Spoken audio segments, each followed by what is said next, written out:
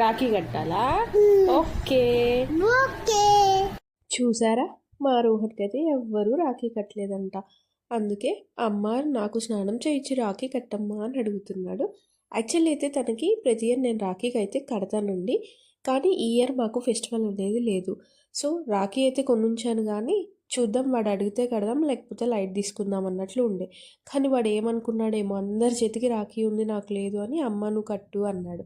So హారతి, బొట్టు, అక్షంతలు ఇవేం లేకుండా జస్ట్ సింపుల్గా అయితే రాఖీ అయితే టై చేశాను.